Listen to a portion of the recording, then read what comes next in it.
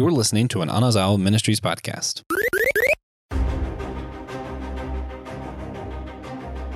Hello, systematic geekologists. Welcome to another episode of Systematic Geekology, another episode of What's New. I am so happy to be with you. I am Will Rose, one of your hosts here on Systematic Geekology, and it's been a while. This is my first time in the recording chair for our podcast after a month or so of Christmas break and New Year's break. So Happy New Year, everybody. Glad to be a part of a What's New episode and glad to be with you. And I use that phrase, geekologists, almost like a bad dad joke, but I think that's kind of what we do. Like we geek out on things, and like archaeologists excavate and examine stuff that's under the surface. And that's what we do here at Systematic Geekology. We geek out on things, and then we go deeper, and we go underneath the surface to see what themes and questions from a philosophical, theological point of view, what comes to the surface, and then help us go deeper in what it means to be human and what it means to be a person of faith. So that's what we're doing. We are all geekologists. And today's episode, we're going to mainly focus on Season of a Bad Batch and Season 2, and then move into what we're looking forward to in the new year. I didn't get a chance to really kind of share all those things I'm really excited about and stoked about for the new year. So towards the end, we'll go through that. And I'm really excited I'm on a single episode with Josh of the Josh I, which I'll have to say, I do like this phrase that we're lifting up. I don't know if Joe coined the phrase, but Josh I is pretty cool, like the plural of Josh. And I believe Josh I is Josh Knowles' baby. Like okay. that is his favorite phrase, I think. And I do like it. And so we have Josh, not to be confused with Joshua, Josh, and excited to be on this episode with you, man. What have you been geeking out on lately? So over Christmas, I managed to get to go on a nice trip to BAM, and that is a terrible thing. Do you know what BAM is when I just say BAM? I have no idea. So BAM used to stand for Books A Million. I think the brand name is just now banned, but it's basically a Barnes & Noble, but even more focusing on geek culture side of things. Oh, wow. I do remember Books A Million, but I didn't know that was the acronym that stood for it. Yeah. So going to BAM as someone who's so geeky and has so many different things they like is a terrifying prospect for my wallet. And, managing to spend under $100, we call that pretty good. But I managed, while there, I ran into a copy of To Sleep in a Sea of Stars. Ooh. And I finally got to pick that up. So To Sleep in a Sea of Stars is Christopher Paolini's sci-fi novel. Ooh. So Christopher Paolini, for those of you who don't know, is the guy who wrote The Inheritance Cycle, the books that start with Aragon. Mm. One of my favorite authors, one of my favorite series. And I'm very excited to see how he does with sci-fi. That's pretty rad. Yeah, I'm a big sci-fi fan, and I'm reading a sci-fi book. I'll probably mispronounce the title and the author. I don't have it right in front of me, but reading it in preparation for the interview with the author on the Whole Church podcast. And I'm really geeking out. I'm about a third of the way into it. It's about AI, particular artificial intelligence having a religious experience, and what that means and how people react to that. So pretty excited. And sci-fi, man, I've done well. It's just, man, there's nothing like it. It's just so, it takes you into another world and then helps you examine things you wouldn't normally examine in your lives in any other way. So what a great tool and means of storytelling and going deeper. So what's the book and what's the author? Oh man, I don't have it right in front of me, and I'm going to mispronounce all of it if I didn't have it in front of me. So maybe we're recording an episode pretty soon about Jack Kirby. And so I'll definitely share it there. Okay. I think it's Andrew Gillsmith is the author. And then, I've connected with the dude on Twitter, and knowing that we're going to have a conversation on Whole Church. And he's a Catholic author of deep Catholic faith, and he's tying that in with AI, and he's a fan of Tolkien and those kinds of things. So you can tell. It's brought out in the book. So, and a couple other things I'm geeking out. I'll share that I went ahead and bit the bullet and now have a subscription to the Marvel Unlimited app. I was kind of borrowing somebody's sub there for a while, and I just bit the bullet and got it myself to explore back issues. And man, I'm just having so much fun looking at all kinds of runs by particular authors and creators and artists, and it's all there at your fingertips. I like to collect the floppies too, and I have my weekly pull list at the comic shop, and I support my local comic shop. But able to go back and not have to dig out of my short and long boxes, my old Uncanny X-Men, but just go back and look at what was going on there is pretty fun. So pretty excited about that. Well, let's hop into the episode. Let's talk about what's new. And today, as we said, we're going to talk about the Bad Batch. Everybody knows I'm a big Star Wars fan, big Star Wars geek, and man, there is just a plethora of options and tones of what Disney and Marvel and Star Wars is putting out there with their Star Wars content. And this is one of the things that people are really looking forward to because there's a big fandom. And a lot of fans of the Clone Wars, since they're building off the Clone Wars and the Clone Troopers, and they're having their own kind of the Bad Batch, which is basically a team up of these clones that were mutated on purpose or not on purpose, and they have different personalities. And season 1 walked through kind of their breakaway from like the Empire and going on the run. They're wanted by the law, and so they're having to figure out what's going on. Josh, well, it's them going through the beginning of the Empire. They start out as Republic clones, and then Order 66 happens. Yeah, and they have to deal with the fallout, and everybody they know just suddenly going, effectively crazy as far as they're concerned.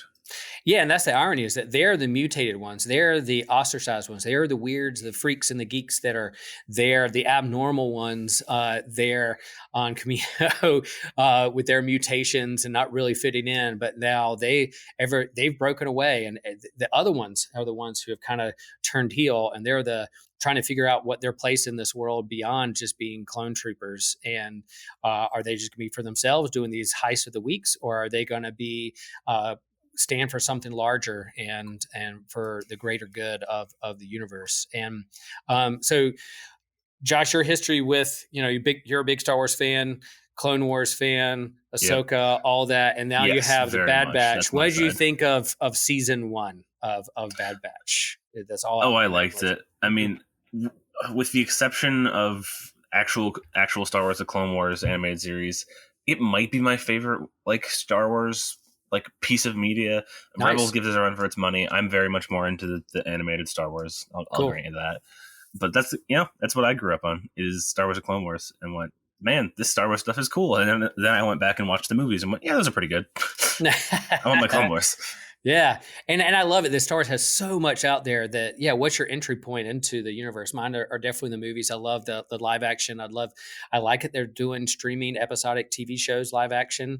They've been great. I've liked them, but I'm hungering and longing for a big blockbuster movie. I'm like, come on, I'm ready. When is that happening? They don't know what they want to do just yet, but I realize that the animated series and the Clone Wars and Rebels and all those have a big fan base, and rightfully so. And so Bad Batch is building off that. And I thought season 1 was really good. It's not like the super in-depth continuity, a Jedi under every rock kind of TV show. They're just kind of going along with these characters they created, and one a big part of season 1. So you have these clones. So here are the names. I may be reviewing and saying stuff you already know, but you have Hunter, Wrecker, Tech, Echo, and then Crosshair. In season 1, Crosshair decided that he's just going to stick with what he was programmed to do, and that's be a part of the Empire. So he's kind of on a different side than the rest of the Bad Batch. But then you have this clone. No, go ahead, Josh. Okay, yeah, I do want to hit on that point. So we were talking earlier about how they stood out from the rest of the clones, and they went on and did their own thing and stood up against the Empire. It's really is their weirdness, their brokenness that actually saved them from Order 66, because they're all the ones that had non-functioning inhibitor chips. Right, the thing that was in every clone that made them instantly go Order 66 mode.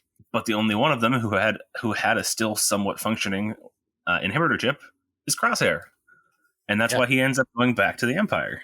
Yeah, and they tease a little bit. I can't remember at the end of season 1. They kind of tease that maybe his inhibitor chip wasn't working, or maybe it is working. Maybe it's his own conscious choice to stick with the Empire or not, or maybe he's still programmed that way. We still don't quite know. They've teased a little bit of that, but he's definitely the the one that's hanging out there of what's going to happen. Is he going to become good? Is he going to stay bad? Is he going to take somebody out? Is there going to be a death or not? He's the one out of this group that is the even more. Well, we don't know what's going to happen to him just yet. Again, with the show, they've introduced a new character, a new clone. They had success with Ahsoka, kind of a younger female voice who people thought were annoying at first, but then grew into her own and then becomes a Jedi or on Jedi. Ooh, is that a train? Oh, you can hear the train. I hate that's okay. That, yeah, okay. We'll let Josh. I'll just mute for a bit. Okay. Well, you finish that train of thought, and hopefully the train will leave. Okay, sounds good. So we have a new character in the Star Wars universe, one we didn't know about in season 1, called Omega, and another clone. And similar to Boba Fett, was separated from the rest of the clones. And this particular clone is female. It's a young kid. She is on her own journey. She is a sister of the clones, sister of the Bad Batch. But something about her that separates her different is that she is female. And I think, it is the Filoni-verse, it's the animated verse. They had success with Ahsoka. Of course, they were the critics at the beginning that Ahsoka was too bratty, too young, too much of a kid, and very annoying, but grew into her own and matured in character development along the way. Omega is very similar. Very fish out of water, hasn't been out in the real world. We're watching and learning the Star Wars universe through her eyes as she's experienced the larger world around her. But we don't know her ultimate destiny. Where is she going to fall? Is she force sensitive? Is she not? Is she just going to be like another Boba Fett that hangs out there? Is she going to be a part of the clones? We haven't seen her in any other property in terms of Rebels or the Legacy movies and those kinds of things. So that's kind of a mystery. Where is her character going to go? How is she going to develop? We already see here in the beginning of season 2 her growing, what they want for her in terms of touring her and her growing to be her own person. But yeah, we have a new character in Star Wars. They've lifted up, and I feel like it's going to be pretty important later on. Josh, what are your thoughts? What was your impressions of Omega from the very beginning and then where she is now? Yeah, I mean, I very much liked Omega coming even from the start. They definitely took their lessons to heart with Ahsoka. They learned not to make her really, really bratty at first, which, yep, I'll grant. See, the first few seasons, that's quite true of Ahsoka, but it gives her a character arc, so I don't hate it in the end. Mm-hmm. But they learned to just make her a bit more, I guess less bratty, we'll just say it that way. Yeah, she's not Snips Part 2, right? Right. She's her own character, which is another good thing. Yep. I mean, interesting notes of her. She, like, as you said, she's a female clone of Jango Fett, as all the clones are based on Jango Fett. But she, with the exception of Boba Fett, is the closest to Jango Fett. Right. She's a perfect copy of him, except that she's female, and then I think she got a few enhancements later on. Yeah. And yeah, in this series, there's this transition. How do you move from clone troopers to human stormtroopers? And there's that tension on the line. They're starting to share and reveal and unveil how that transition happened and the tension on the line between using clones and real humans. Clones are real humans too, but like not clones, but human stormtroopers, volunteer service, a different kind of army around the Empire. And I think that's kind of this second season, and there'll be more seasons after this. Where does it go in terms of just the clones, and then move into stormtroopers themselves? See, I think what they're doing is, I think they're going to take that kind of. It's always been nebulous what's really happened in there, like where that transition happened and how it happened. I think they're going to, really explain it in this, and I think where they're going to go is that Clone Force 99, the Bad Batch, are going to somehow take, or at least the majority of the clones that are left in the Empire that are now stormtroopers, they're going to find a way to unbrainwash them, for lack of better words. I don't really know how, but that's my prediction of where the show's going. We'll see if I'm right, but yeah, there's a moment at the end of the second episode of season 2 that we'll get into a little bit, where they they lean into that a little bit more. I've heard other, podcasters and people that I really admire, talk about this stuff, talk about it'd be kind of neat if there was a clone trooper Civil War rebellion kind of thing. And maybe they get wiped out. Maybe that's another like atrocity of the Empire of wiping out all these clones in a different kind of way. And there's just a few hanging out there by the time you get to, Andor and Rebels and, the original movie. But I think, man, it's just so much to play there. There's gaps in these stories that you're allowed to go into and share a different kind of story and lift up other characters. It's a large, huge universe. And for them to expand on so many things is great. And I'll confess, I'm a sucker for the team ups and the team books. And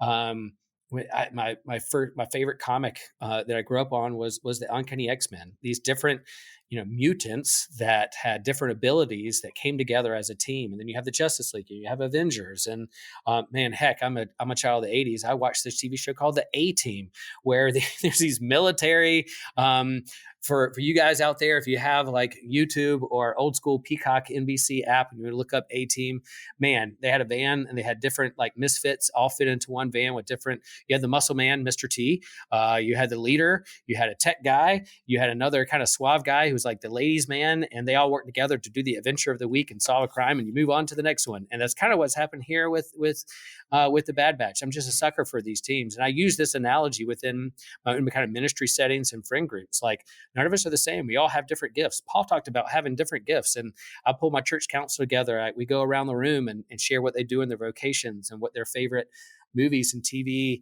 and stories are. And everybody's different. And so how can we use our different gifts to come together for a greater good? And so these team up books, I think the Bad Batch kind of falls in line with that. We have all these different personalities and gifts that can come together and use them all for the adventure of the week and to solve a problem, and with knowing that there's a bigger problem ahead that they have to tackle.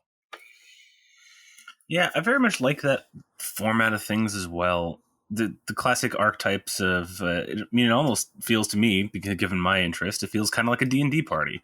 You have all your different roles that need to get filled, and everybody who's better at certain ones, and you work together to actually survive. Yeah, 100%. 100%. That's a great analogy. Yeah, like I use A-Teams because I'm a kid of the 80s, used D&D. But then the comic books, the Avengers or the Justice League or X-Men coming together for a specific purpose. And of course, in that group, there's personality clashes and how do we work together, and a learning curve and character growth that happens along the way that I'm just a sucker for, because that happens in real life too. So here we are what's new? Well, season 2 that dropped 2 episodes. It comes out and now their first week, they dropped 2 episodes. And now from here on out for months on end, they're going to drop 1 episode every Wednesday. As we get even into March, we're even going to overlap with Mandalorian season 3 and Bad Batch kind of drop it on the same day, which is kind of fun. That'll be an exciting few weeks. Yeah. And so my pattern is like it drops on Tuesday night at midnight West Coast. So I'm not staying up to 3:00 in the morning on Tuesday nights to watch the episode, but I'll wake up super early on Wednesday morning than the rest of my family and get a cup of coffee and watch before everybody gets up, so I can be on the internet that day and talk about it with friends later on. But yes, that's a kind of fun Wednesday morning now, back to watching the episodes and seeing what's going on and kind of the adventure of the week. And we're coming off, we are coming off a pretty serious, slower plot line with Andor that didn't have a lot of adventure. That was very much character and dialogue driven, and the critics of that was like, no, it's too serious, or there's not enough action. There's parts along the way. I happen to really love Andor once I kind of settled in to know what it is, a little bit darker tone, and so we're coming from that right into Bad Batch. Man, Bad Batch season 2. Opening scene is them running from these giant crabs on a beach, and it's like lasers flying and they're yelling at each other. I'm like, whoa, okay, we're going to the action right away. So it definitely, again, different tone. It's animated. It's not as for the grown-ups. It is definitely for a younger audience, but I think I'll make the case that it's for all audiences, but it's more palatable to a younger audience and those who really grew up on the animated shows and the cartoons than say something like Andor. So it kind of jumped right into the action and the animated style with episode 1 of season 2. Yeah, and I'll also say that if you want to get some of the plot line a little bit, Josh, what I know that you still have some catching up to do a little bit of this, but it seems like it's going to be the adventure of the week. I know there's some people who love those legacy characters and finding something we know or make a connection or a Jedi under every rock and like who's related to who is Omega force sensitive. Blah, blah, blah.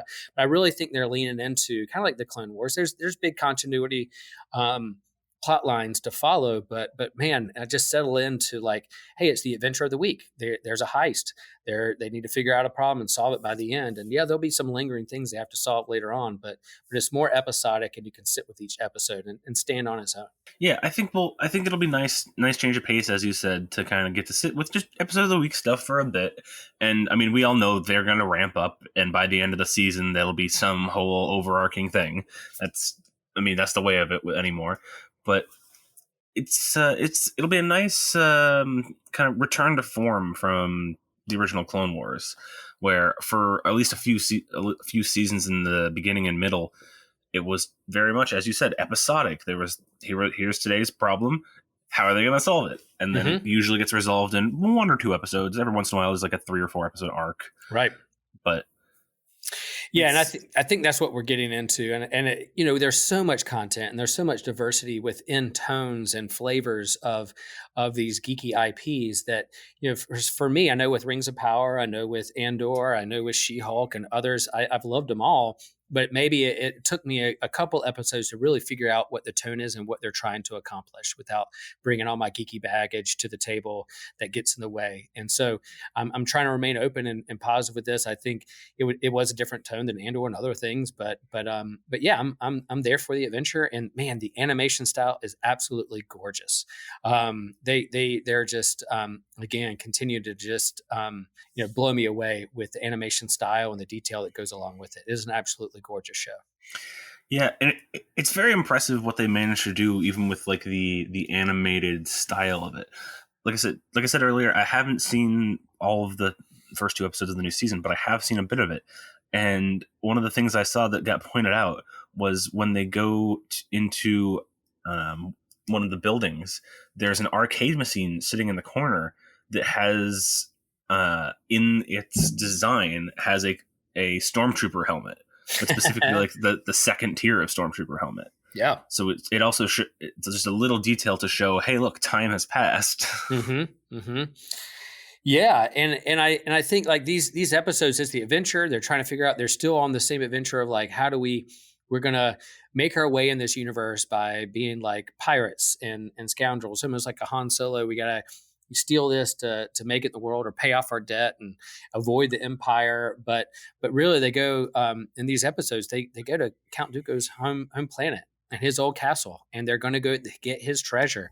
And so again, they're going and looking through Omega's eyes and then the Bad Batch's eyes and then the people that live on the planet.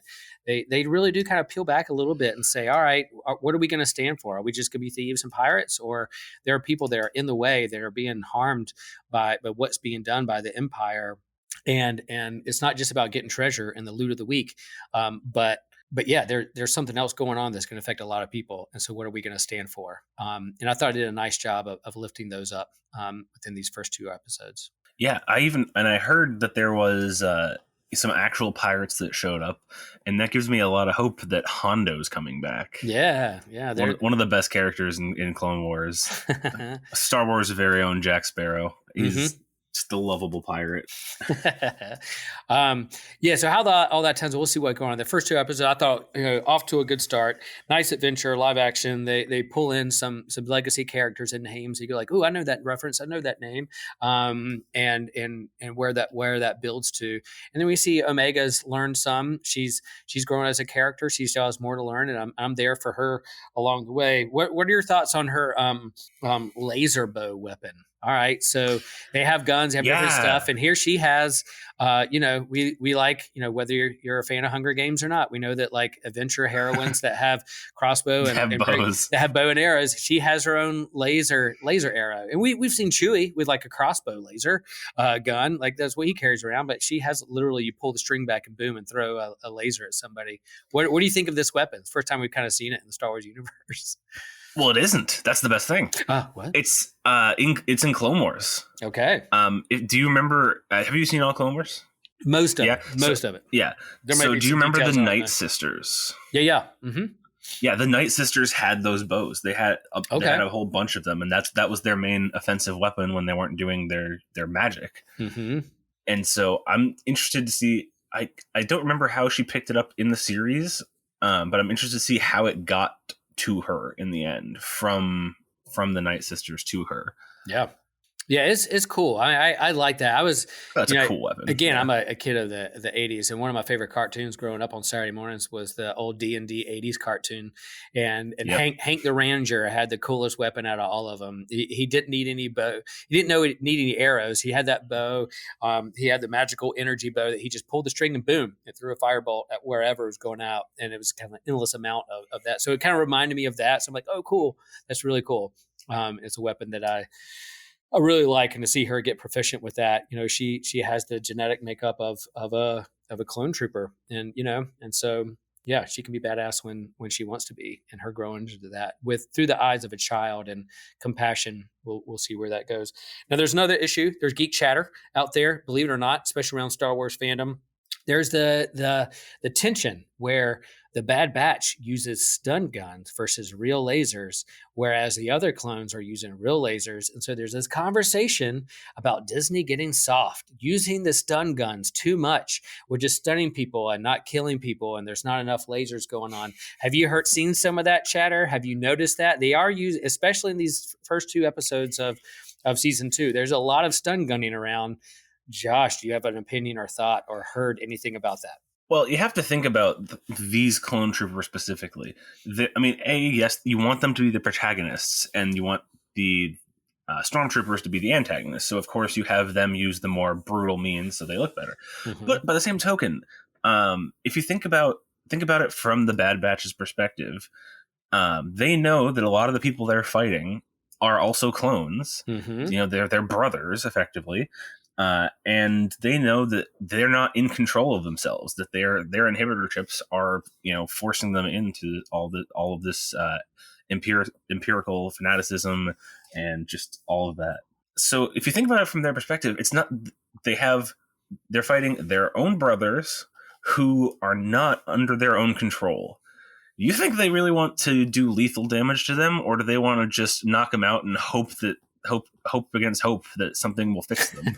Right. And that's the conversation. Like I hear, in terms of toxic fandom, like, oh, Disney's going soft and they're just using, stun guns for this. But then, you excavate, go a little deeper, and it makes you think about the weapons we use, just war, the weapons we use in war. Yeah, these are guys who are literally fighting against their own brothers. And maybe they don't want to kill them. They want to stun them. They know that they're being, they've been manipulated into being in this war. And so they don't necessarily want to kill them. The other clones who are shooting lasers at them, they don't care. They just want to take them out. So there's that. And there was a lot of use of the stun guns in episode 1 and 2 of season 2. And so much noticeable. It almost got on my nerves a little bit, even though I knew what was going on, because then eventually, Wrecker gets this like cannon laser thing and starts blowing up like ships out of the sky. And I'm like, wait a minute, where's the stun there? There's an inconsistency there. But I understand that, like, look, we're going to try to like tiptoe around our own brothers, our own clones. But then you get to the end and you partly say, well, this is a really kid show. They're softening up for 10, 11-year-olds or whatever. But then at the end of season, this is a little bit of a little bit of a spoiler, but in terms of the end of episode 2, they like, one of the Imperial leaders, like, literally just shoot someone and you see them fall to their death, taking them out because they didn't want the Empire to find out that these Bad Batches are around anymore. So you get one of the clones who's like, I'm not willing to break the law or lie on a report to the Empire. He goes, oh, you're not? Then he just shoots him and he falls off the building. I was like, ooh, that was hard. That was dark. for anyone to see. So it's not like that Disney's going soft, but there's definitely like a different way of using weapons here that I think be interested to see if they ever have a conversation about that. They haven't yet. I think it would have been helpful if they had been like, they haven't even lifted up. These are our brothers, and we're not going to kill them. Would have helped that a little bit. But yeah, a nice throwaway line like that, like we don't want to hurt our brothers. But I think they kind of went into that enough in season 1 with their like escape during Order 66 and all that, where they kind of decided like, okay, well, we're not joining them, but we don't have to like massacre them on the way out. Yep. So I think it's fine where it is, but like I said, I haven't fully seen them. Maybe when I watch it, I'll go, man, that is a lot of stun gunnery. That chatter's out there, but it's always interesting to see what Star Wars, the fans, and then those who, if it doesn't hit them the right way, what they'll complain about. But all in all, I thought the first 2 episodes were great adventures. I can't wait. It's going to be a long season. So where it takes us into like this transition from clones to stormtroopers, or the budding of the rebellion into the Empire, they can fill in that gap, and I'm excited to see where it goes. Okay, so we're going to try like a little bit of a change of turn. We don't have much else what's new, but man, there's a lot of new content that's coming out this upcoming year. And whether it's TV shows, comic book crossovers, video games, just movies in general. And so I'm pretty excited. What a good time it is to be a geek. So I'm going to run down. And I'll throw it out there. Yeah. There's a Magic the Gathering stuff releasing this year that's going to be great too. Yeah. Crossovers with Doctor Who, with Lord of the Rings. And there's always new sets to be had, so yeah, I'm excited for this year on both levels. Yeah, what a good time it is to be a geek. So I'm gonna run through, Josh, kind of month by month, some things I'm gonna highlight. If I miss anything, let me know. I'm gonna be really, really quick with this, but here's what's just coming up just with, I'm not even talking about like TV and streaming and that kind of stuff, but here's just the movies each month that are coming out for people to geek out on. So in January, we have another Ultraman movie that's dropping. I don't know what platform, but it's going to be out there. In February, we have Ant-Man and the Wasp, Quantumania. They just dropped a new trailer for that. Looks so good. In March, we have Shazam, John Wick 4, and the Dungeons and Dragons live action movie. In April, Evil Dead Rise. That trailer looked creepy as all get out. Not a big, huge horror or Evil Dead fan, but man, if you're a fan of that, I can imagine you're like, oh my gosh, they're actually doing this. In May, Guardians 3 and Little Mermaid, live action Little Mermaid. June, this is just what's coming out in June. Spider-Man Across the Spider-Verse, Transformers, Flash, and Indiana Jones. So 5 huge movies there. I'm sure I'm missing some. Then in July, you have the Marvels. In August, I know this probably for the fandom out there, maybe this is not on your radar, but possibly as someone who surfs and loves the ocean and oceanography, in August, Meg 2, The Trench. Yeah, folks, we're getting a second Meg movie. Yep, it's happening. Also in August, looks like we're getting Blue Beetle. November, Dune Part 2 and a Hunger Games prequel. And then December, Wonka, Ghostbusters, and Aquaman. So, man, there's just so much there. Josh, out of that quick list, and there's more, I'm sure I missed some. What are a couple of those that you're like, I can't believe we're getting this. I can't wait for it.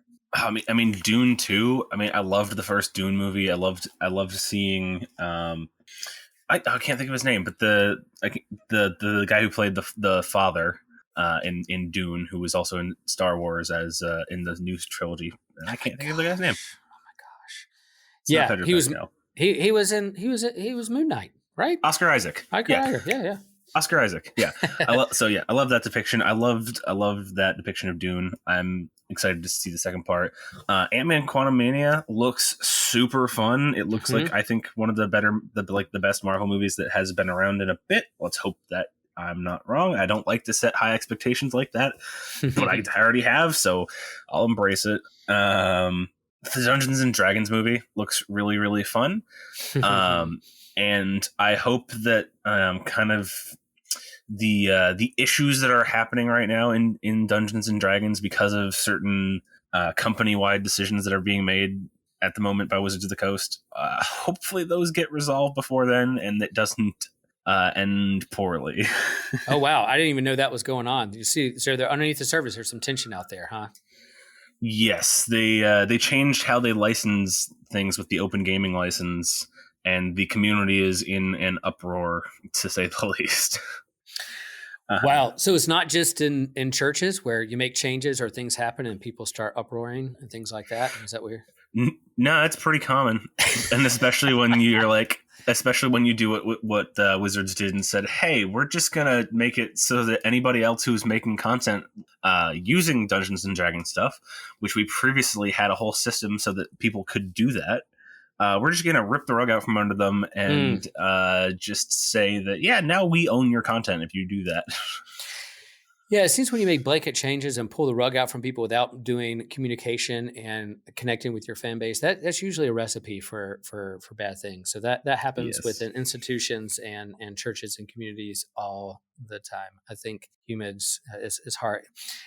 We're pretty hard headed and not learn lessons from those things. But yeah, I've dabbled a little bit in Dungeons and Dragons, and I like Chris Pine, and I've seen the preview, and I'm wondering. Oh, it looks like a really fun movie. It looks like a fun movie. I don't know if the purists out of Dungeons & Dragons, how they feel about it and what the tone of it is. But I'm going to be there, and I can't wait to see it. And I'll listen to others who are more knowledgeable than me in Dungeons & Dragons to let me know whether they pulled it off. When I saw the trailer, I thought they got the tone pretty good for a lot of campaigns. Like everybody plays Dungeons and Dragons differently. Yeah. But a very common way is kind of the fantasy hijinks kind of stuff. So I think they're going to do well with that. Nice. But it was very funny watching that trailer and everyone's different reactions to the one character who turned into an owlbear, and how the 3 levels of things to her character. Everyone's like, well, if they meant this, then they did it wrong. If they meant this, then they did it right. But the most obvious thing seems like they did it wrong. Oh man. Oh boy. I'm just going to pull up some popcorn and listen to that chatter. See what happens. Oh, it's quite great. But yeah, talking about other things that I'm Sure. excited for this coming year. I mean, looking at so you ran through the movie list, but here's just the list of the Marvel shows that are coming out. Oh yeah. We have Marvel's Moon Girl and Devil Dinosaur coming out in February. We have, of course, What If Season 2. Very, very excited for that. What If Season 1 was great. Secret Invasion. Echo is getting her own show. Loki's getting Season 2. Ironheart's getting her own show. X-Men 97 is coming out in the fall. And Agatha, Coven of Chaos. Apparently, Agatha Agatha Harkness is getting her own show, which I was not aware of until I read this list. I had heard rumblings about that, and I can't wait for her to be a part of that. Yeah. I mean, I listen to movies, you live to the Marvel shows are streaming, and then you have the whole Star Wars content. There's no like big Star Wars blockbuster movie coming out, but we're into Bad Batch now. We're going to get Mando season 3. Another season of Visions. I love the first season of this kind of anime matchup with Star Wars. We get Ahsoka, and then another. I don't know if it's animated or I think it's live action, but another called Skeleton Crew. And so, yeah, the Star Wars content is going to be awesome too. So, and I'm sure it'll be all over the board. There'll be all kind of reactions from fans, whether they like it or don't like it, or whether they have the tone right or wrong. But again, I'm there for it. I think what I'm really looking forward to, like I'm kind of back and forth and iffy on Phase 4 with the MCU. Like I like the movies, I like the stuff, I like what they've done, but it didn't quite hit me as great as how they stuck the landing with Endgame. So I go back and forth. So now that we're starting a news Phase 5 with Ant-Man and the Wasp. And let's have hope for Phase 5. One of my favorite villains of all time, Kang. You know, you have the top 3 Avenger villains of all time, and you got Thanos, Ultron, and Kang are always up there. And we've done Thanos and Ultron. Let's see what happens with Kang and playing around with the multiverse and time and different variants and stuff. I'm there for it. So I really can't wait for that movie to see what that launches into. And I can't wait for Guardians 3. And then I will also say I like the first part of Dune. I knew it was going to have a part 2. It was going to be a 2-parter. So I know when the first one ended, I was like, yeah, we got more story. I mean, even the original Dune was a like an overarching series of novels. Exactly. So they were never going to be able to do that in one movie. You can't really make one full novel in one movie usually without cutting a lot of material. Yeah. So November, looking all the way towards the end of the year in November, Dune Part 1 would be a great Thanksgiving, get ready for the end of the year movie. So yeah, a lot of good stuff. And I'll just say, like, man, again, what a great time to be a geek. We should just be so thankful all this stuff is coming. And it doesn't mean that we can't look at it with a critical eye. We can't say that some things we like or don't like, and we can definitely be critical to it. We can share openly and be authentic about what we like and what we don't like. But again, I think also with the posture of being a good steward of our expectations and being grateful, and to go in with a posture of having fun. And what we like to do at Systematic Geekology is create a different kind of posture that not create toxicity or to geek shame anybody, but to be here to listen to the conversations and model what it means when we disagree about things, or whether we like things or not like things, whether it's our cup of tea or not.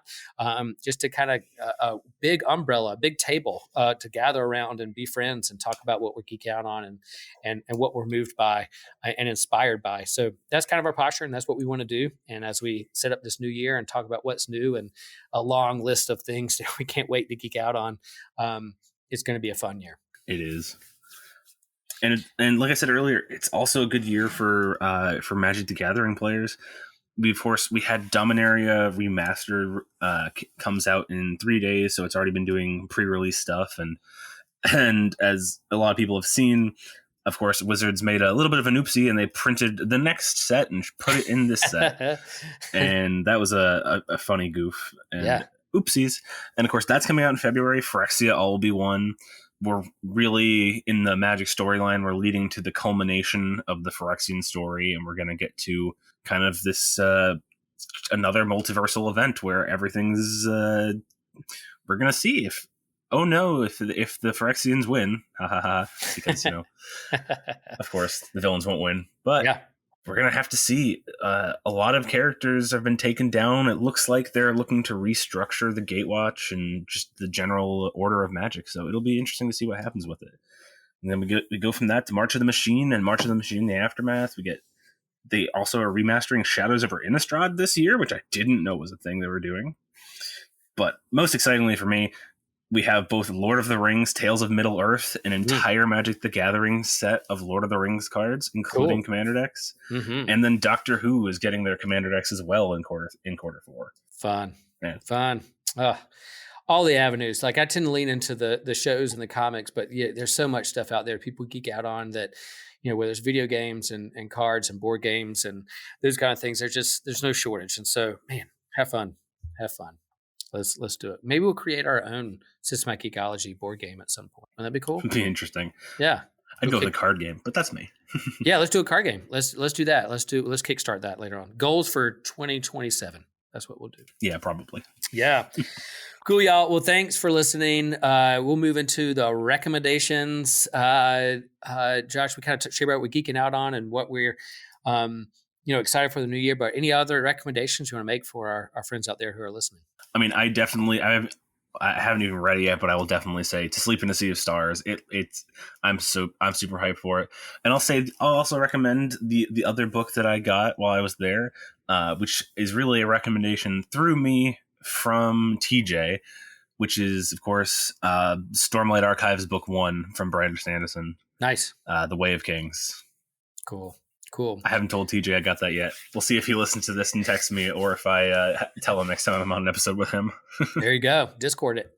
My recommendations, I'm a big Star Wars fan. Another podcast I really like and listen to is Rebel Force Radio. It's my favorite Star Wars podcast. I listen to them whenever they put out stuff. And they have weekly shows, like live reaction shows after kind of big episodic TV happens. They don't do it for everything, but they did it for Andor, and they're doing it for Bad Batch as well. So it's going to be a long season. So after each episode, that evening we'll go live and have a YouTube channel, and they'll talk about it and have call-in, and people will talk about their theories. And those guys really keep it positive. They're not without their criticisms of how characters are handled or written or what Disney's doing with the franchise, but for the most time they have a posture of positivity and building up the Star Wars community, and they don't have a lot of clickbait. So I really love those guys. So if you want to go deeper into each episode of the Bad Batch and what's going on in the season, I highly recommend Rebel Force Radio and their live shows on YouTube. And then we're getting ready to do an episode on Jack Kirby with our kind of a theme of origins this year. So kind of builds into kind of the origins of comics and Marvel comics, Jack Kirby. And there's a book that it's leading us to our next episode about Kirby, Tom Scioli's graphic novel, Jack Kirby, The Epic Life of the King of Comics. And it's a graphic novel biography of Jack Kirby, and it's so good. It's written in a way that it's not an autobiography or a memoir, but it's written from like Jack Kirby's perspective, sharing with the audience and the reader what his life was like from his birth all the way to his death. So we'll talk about that more on future episodes coming up pretty soon. And our other recommendation would be we recommend you to go to our website. Joshua has edited it and put some stuff up there and made it sharp. And then we have a merch you can order. We're also, if you want to sign up for our Discord, there's a lot of conversations going over there. We have our host section where we talk and brainstorm and talk about things, but we also have a whole Patreon section that if you join Patreon, you can join in the conversation, interact with us and ask questions. So do a lot of movement and conversation over there on Discord. And so, Josh, even if you don't want to get in the Patreon, we have a whole public section. You can still feel free, come on by, join our Discord. Its link is, I believe, also on the website. The website, of course, being systematicecology.org. There you go. Connect with us. We appreciate all of you. There's so many options out there, and you choose to listen to us, and it's not lost on us. And we're thankful for you and all those things we geek out on. And so, always remember, share the faith, share the geek.